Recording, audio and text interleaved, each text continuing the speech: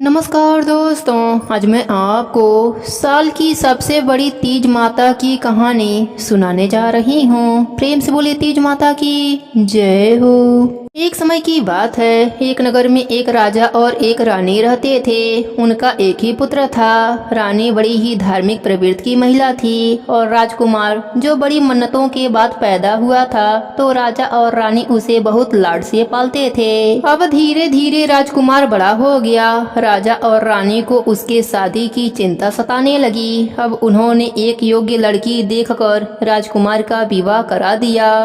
अब उनका समय बड़ी ही खुशी से बीत रहा था, लेकिन कहते हैं न, जो इस संसार में आता है उसे एक दिन जाना ही पड़ता है। इस तरह से राजा बीमार रहने लगा और वह परलोक सिधार गया। राजा के कुछ दिन बाद रानी भी परलोक सिधार गई। अब जो राजकुमार था वह राजा बन गया। अब जो रानी थी उसने भी एक सुंदर पुत्री को जन्म दिया। लड़की बहुत ही सुंदर थी, लेकिन कहते हैं मरण और जीवन भगवान के हाथों में है, उसमें किसी का जोड़ नहीं चलता। बच्ची को जन्म देते ही रानी भी परलोक सिधार गई। अब राजा बेचारा अकेला रह गया। अब उसने लड़की का देखभाल करने लगा। 2-4 दिन 10 दिन तो बीत गए, लेकिन वह राजकाज संभाले या लड़की की देखभाल करे। राजा के जो मंत्री जन थे उन्होंने राजा को समझाया कि महाराज, आप दूसरा विवाह कर लीजिए, जिससे आपकी बेटी भी पल जाएगी। आपकी बेटी तो वैसे ही इतनी अभागन है। बेचारी के जन्म लेते ही उसकी माँ स्वर्ग सिधार गई, इसलिए इस बेचारी का नाम उन्होंने दुखवती रख दिया। अब राजा को सबकी सलाह अच्छी लगी। राजा की दूसरी शादी हो गई। दूसरी रानी घर में आ गई। दूसरी रानी को दुखवती बिल्कुल भी नहीं भाती थी।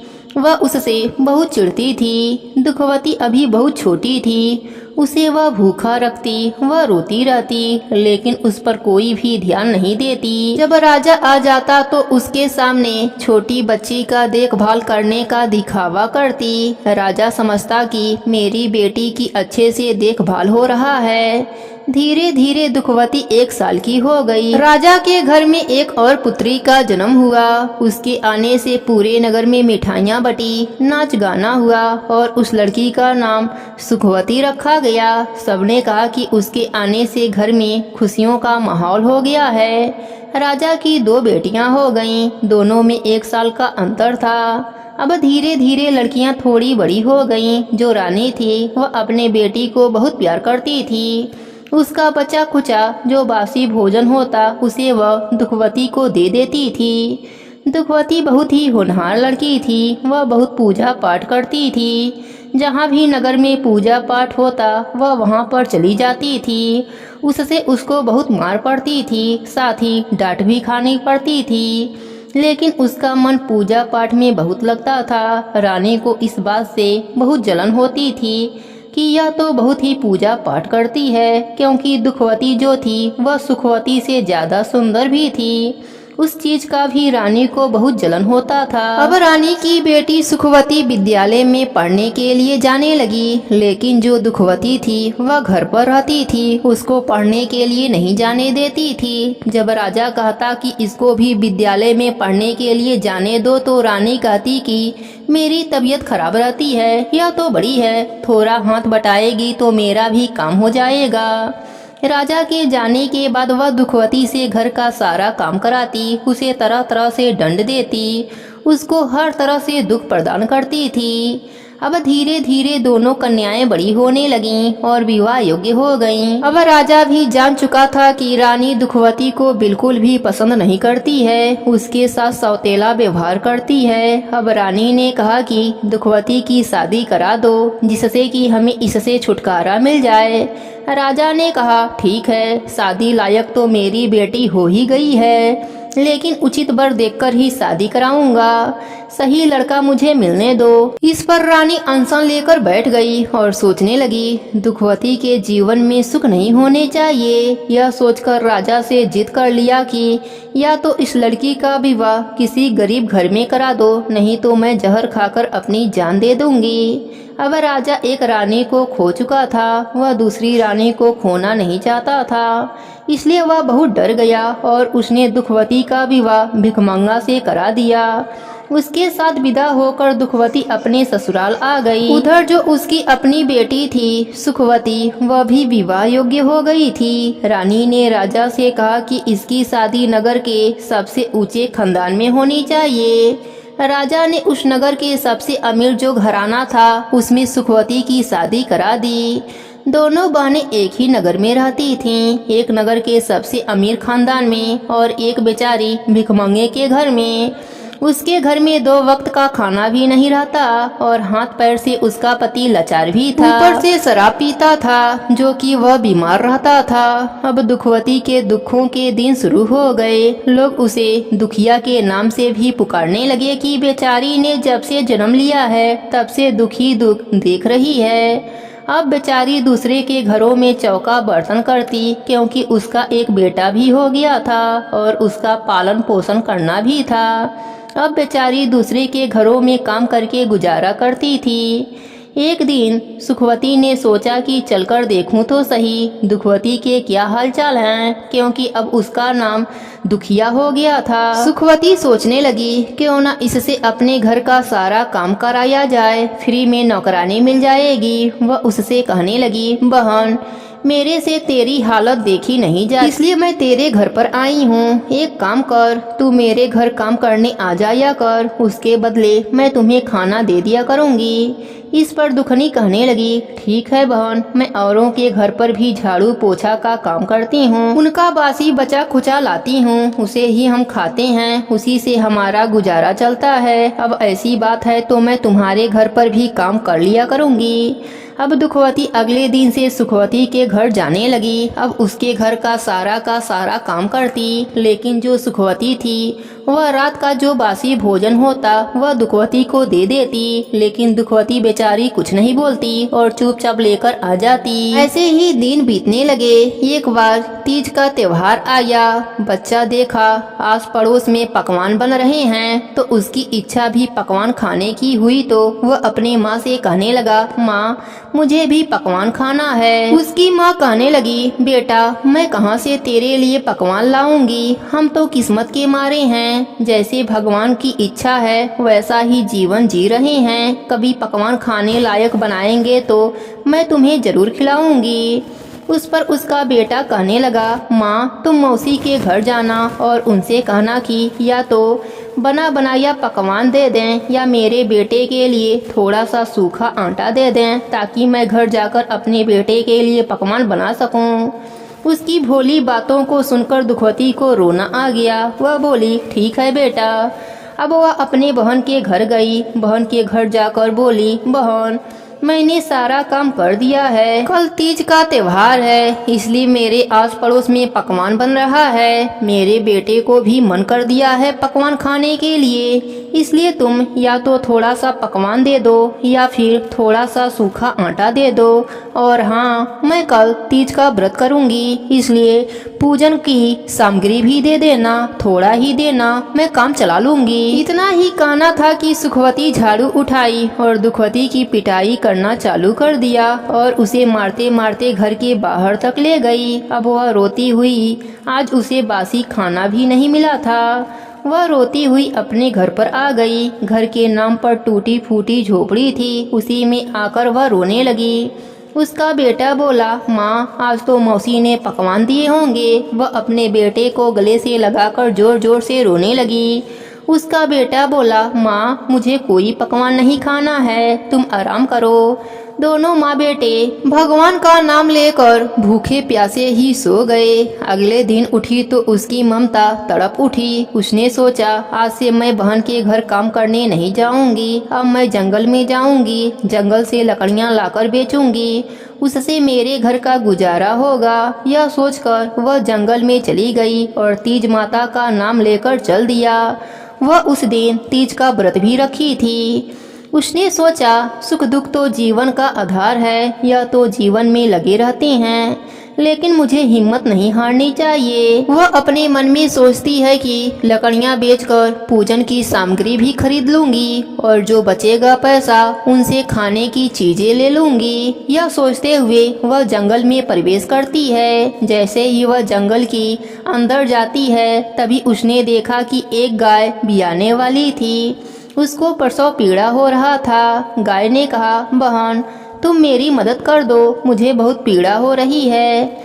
तब वह गाय के पास जाकर उसकी कमर पर हाथ सहलाने लगी, जिससे गाय की प्रसव पीड़ा कम हो गई और उसने बछड़े को जन्म दिया। गाय ने उसे खूब आशीर्वाद दिया। गाय की मदद करके जैसे ही आगे चली तो उसे एक नागिन दिखाई दी। नागिन को देखकर दुखवती डर गई, लेकिन नागिन ने कहा, बहन मैं बहुत कष्ट में हूँ। यह केचुली मेरे ऊपर चिपक गई है, जिससे मुझे बहुत परेशानी हो रही है। तुम मुझे इस केचुली से बाहर करने में मेरी मदद करो। तो दुखवती ने डरते हुए कहा कि मैं तुम्हारी मदद तो कर दूंगी, लेकिन अगर तुमने मुझे डस लिया तो मेरा बेटा अकेला रह जाएगा, जो कि भूखा प्यासा है। वह कहने लगी, नहीं बहन, तुम मेरी मदद करोगी तो मैं तुम्हें क्यों डसूंगी। तब उसने धीरे धीरे केचुली उतारने में नागिन की मदद करी। नागिन भी खूब खुश हुई और उसे खूब आशीर्वाद दिया। वहाँ से चली। चलते चलते वह घने जंगल में पहुँच गई। उसने देखा एक नीम का पेड़ है, उसी के नीचे एक बुढ़िया माई बैठी हुई कराह रही हैं। वह बुढ़िया माई के पास गई और कहने लगी, माई क्या परेशानी है तुम्हें। तो बुढ़िया माई कहने लगी, मैं बहुत परेशान हूँ, दूर दूर तक कोई भी दिखाई नहीं दे रहा है जो मेरी मदद करे। अब दुखवती बुढ़िया माई की मदद करने लगी। कभी उसके हाथ पैर दबाती, जो बुढ़िया माई कहती वह कर देती, जिससे बुढ़िया माई बड़ी प्रसन्न हुई। उन्होंने कहा, बेटी मेरा थैला टंगा हुआ है, जरा उसे उतार दे और अपने साथ ले जा। उसने कहा, माई मैं तुम्हारा थैला क्यों ले लूं, तुम अपना थैला अपने पास रखो। मैं तो जंगल से लकड़ियां बीनने के लिए आई हूँ। मेरा बेटा भूखा प्यासा है और आज मेरा तीज का व्रत भी है, पूजन की सामग्री खरीदनी है। मेरा बेटा भूखा प्यासा मेरी राह देख रहा होगा। वह आंखों में आंसू भर के बोली। तब बुढ़िया माई ने कहा, जरा थैला तो उतारो, उसमें अपना हाथ डालो, जो तेरे हाथ में आएगा वह ले जाना। उसने सोचा खाने पीने की कोई चीज होगी, बुढ़िया माई दया करके मुझे दे रही होंगी। दुखवती ने जैसे ही थैला में हाथ डाला तो उसमें से सोना चांदी भरा हुआ मिला। तो उसे देखकर बुढ़िया माई मुस्कुराई और कहने लगी, यह सब तेरे लिए है, इसे ले जा। अब तू अपना और अपने बेटे की देखभाल अच्छे से करना। जो दुखवती थी वह बहुत खुश हुई। अब वह वहाँ से चली तो रास्ते में नागिन मिली। नागिन बोली, बहन तुमने मेरी बहुत मदद करी थी, आज मैं भी तेरी मदद करना चाहती हूँ। वह नागिन दुखवती को नागमणि देती है और कहती है, यह नागमणि है, इसे तुम अपने साथ ले जा, इससे तुम्हें कभी भी अन्य धन की कमी नहीं होगी। दुखवती बहुत खुश होती है। आगे चलती है तो वही गाय और बछड़ा मिलते हैं। गाय कहने लगी, तुमने मेरी बहुत मदद करी है, मैं तुम्हारे साथ चलूंगी। गाय को भी अपने साथ ले लिया। आगे आगे दुखवती और पीछे पीछे गाय बछड़ा चलने लगे। जैसे ही वह अपने झोपड़ी में गई वैसे ही सुंदर घर बन गया और उसका पति भी ठीक हो गया। सबने मिलकर तीज माता की पूजा करी। अब तो दुखवती अपने घर में नौकर चाकर रख लिए और उसका रानियों जैसा ठाट बाट हो गया। इधर सुखवती सोचने लगी, बहुत दिन हो गए हैं, क्यों ना बहन की खबर ली जाए कि कैसे दिन कट रहे हैं। वह उसके मजे लेने के लिए उसके घर गई। दुखवती के ठाट देखकर उसे तो चक्कर आने लगे। अपने बहन दुखवती से बोली, बहन आजकल काम करने नहीं आती हो। इस पर दुखवती ने कहा, एक काम करो बहन, तुम मेरे ही घर झाड़ू पोछा का काम कर दिया कर। तू तो मुझे बासी खाना देती थी, लेकिन मैं तुझे ताजी बना कर दूंगी। यह बात उसको लग गई। वह तो तिलमिला उठी। वह अपने मुख पर झूठी मुस्कान लाते हुए बोली, अरे बहन गुस्सा क्यों होती हो, सच सच बताओ, इतना माल कहाँ से लाई। दुखवती बोली, मेरे पर तो तीज माता की कृपा हुई है। सुखवती बोली, सच सच बताओ, नहीं तो मैं तुम्हारी शिकायत राजा से कर दूंगी, वह तुम्हें सूली पर चढ़ा देंगे। दुखवती ने बताया, अरे बहन मुझ पर तीज माता की कृपा हुई है। उस दिन तूने मुझे मारा तो मैं अगले दिन तीज का व्रत रखी थी। मैं जंगल में गई लकड़ियाँ लेने, वहाँ मुझे नागिन मिली, बुढ़िया मिली और गाय मिली। सभी ने मेरी मदद करी। पूरी बात वह सुखवती को बता देती है। अब सुखवती के मन में लालच आ जाता है। अगले साल वह भी तीज का व्रत रखती है और फटी सी साड़ी पहनकर गरीब औरत का भेष बनाकर चल देती है जंगल में। जंगल में उसे एक शेरनी दिखाई दी जो दहाड़ रही थी। उसे देखकर सुखवती डर गई और वहां से जान बचाकर भागी। आगे गई तो आगे उसे वही नागिन फुफकारती हुई नजर आई। वहां से जान बचाकर भागी। फिर आगे जंगल में गई क्योंकि उसे तो लालच था। लालच के चक्कर में वह वापस नहीं आ रही थी। वह तो आगे बढ़ती ही जा रही थी कि आज मैं भी दुखवती की तरह धन दौलत लेकर लौटूंगी। यह सोचते सोचते वह उसी पेड़ के पास पहुंच गई जहां वह बुढ़िया माई बैठी थी, क्योंकि बुढ़िया माई कोई और नहीं साक्षात तीज माता थी। वह तो उनकी परीक्षा ले रही थी। उन्होंने सुखवती से कहा, बेटी जंगल में कोई भी दिखाई नहीं दे रहा है, जरा यह घड़ा मुझे पकड़ा दे, मुझे बहुत जोरों की प्यास लगी है। वह धुतकारती हुई बोली, मेरे पास इतना टाइम नहीं है जो मैं तुम्हें पानी पिलाऊंगी, मैं तो यहाँ किसी और काम से आई हूँ। बेचारी बुढ़िया माई चुप हो गई। थोड़ी देर बाद बुढ़िया माई फिर बोली, अरे बेटा मेरे बाल में जुए देख लो, मुझे बहुत खुजली हो रही है। वह कहने लगी, तुम्हें क्या मैं जुए देखने वाली लगती हूँ? मैं तुम्हारी नौकर नहीं हूँ। इस तरीके से वह बुढ़िया माई को डांट देती है। अब बुढ़िया माई कहती हैं, वहाँ मेरा थैला टंगा है, तुम्हें जो चाहिए उसमें से ले लो। अब उसे दुखवती की बात याद आती है कि कैसे बुढ़िया माई उसे थैले में से धन ले जाने के लिए बोली थी। वह बहुत खुश हुई। वह झटपट थैला पकड़कर उसमें जैसे ही हाथ डाला, उसमें बहुत सारे कीड़े मकोड़े थे, उसके हाथ में चिपक गए। अब वह चिल्लाने लगी कि यह क्या किया? तुमने मेरी बहन को इतना धन दिया और मुझे यह कीड़े मकोड़े क्यों दिए? तब बुढ़िया माई एक छड़ी उठाती हैं और उसकी खूब पिटाई करती हैं और कहती हैं, तेरी बहन तो सत्य की है, वह तो परम भक्त है, बड़ी भोली भाली है, और तू इतना कुछ होते हुए भी लालच के बल पर उसे नीचा दिखाने के लिए जंगल में आ गई। बुढ़िया माई उसे मारते मारते जंगल से बाहर लाती हैं। अब उसको अपने करने पर बहुत पछतावा होता है। वह सीधे वहां से दुखवती के पास जाती है और उसके पैरों में गिरकर माफी मांगने लगती है कि बहन, बचपन से लेकर आज तक हमने तुम्हारे साथ बहुत बुरा किया है, तो मुझे माफ कर दे। दुखवती तो दिल की बहुत अच्छी थी। उसे उठाकर अपने सीने से लगा लेती है और अपने बहन को माफ कर देती है। उधर उसके माता पिता की आंखों की रोशनी चली जाती है। फिर वह भी अपने करने पर बहुत पछताते हैं कि हमने पाप किया है, इसलिए हमें भगवान सजा दे रहे हैं। वह भी भगवान से और दुखवती से क्षमा मांगते हैं। हे तीज माता, जैसे आपने दुखवती के दीन फेरी, वैसे ही अपने सभी भक्तों पर अपनी कृपा बनाए रखना। कहानी अधूरी हो तो पूरी करना, पूरी हो तो मान रखना। सबके नित्य नियम और व्रत को पूर्ण करना। प्रेम से बोलिए तीज माता की जय हो।